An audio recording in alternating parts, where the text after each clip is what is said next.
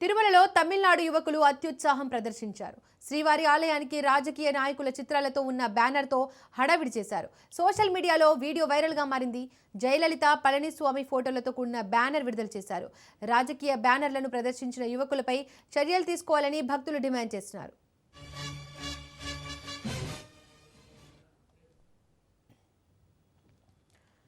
ఇక మరింత సమాచారం మా ప్రతినిధి సురేష్ అందిస్తారు. సురేష్, తిరుమలలో తమిళనాడు యువకులు శ్రీవారి ఆలయానికి రాజకీయ నాయకులతో చిత్రాలతో ఉన్న బ్యానర్ తో హడావిడి చేశారు. దీనికి సంబంధించి డీటెయిల్స్ ఏంటి? రైట్ దీపిక, ఏదైతే తిరుమల తిరుపతి దేవస్థానం గత సంవత్సర కాలంగా తిరుమలలో రీల్స్ చేయడం నిషేధించింది. ఆ రకంగా చూసుకుంటే తాజాగా ఇప్పుడు తమిళనాడు చెందిన యువకులు అత్యుత్సాహం ప్రదర్శించారని చెప్పుకోవాలి.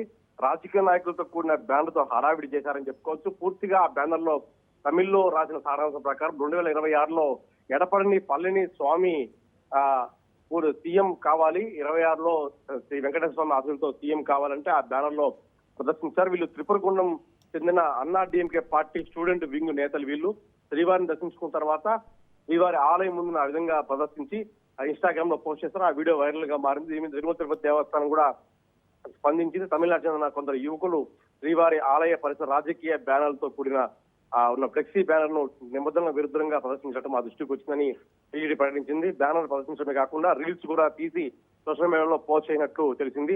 సదరు వ్యక్తులపై చట్టపరమైన చర్యలు తీసుకోవడం జరుగుతుందని తిరుమల తిరుపతి దేవస్థానం స్పందించి ఖచ్చితంగా వారి మీద కేసులు కూడా నమోదు చేయాలని తిరుపతి చెందిన భక్తులు వాపోతున్నారు. తిరుపతిలో కూడా అలిపిరి తనిఖీ కేంద్రంలో పూర్తి స్థాయిలో తనిఖీలు చేయాలి, ఆ రకంగా తనిఖీ చేయమని కోరుతున్నారు. ఎందుకంటే పూర్తిగా నిబంధనలకు విరుద్ధంగా బ్యానర్లు కావచ్చు, మరోవైపు రాజకీయ నాయకులు చిత్రపటాలు తీసుకెళ్లిన నిషేధం ఉంది. ఆ రకంగా తనిఖీలు క్షుణ్ణంగా చేయాలని భక్తులు డిమాండ్ చేస్తారు. Deepika. Right Suresh, thank you.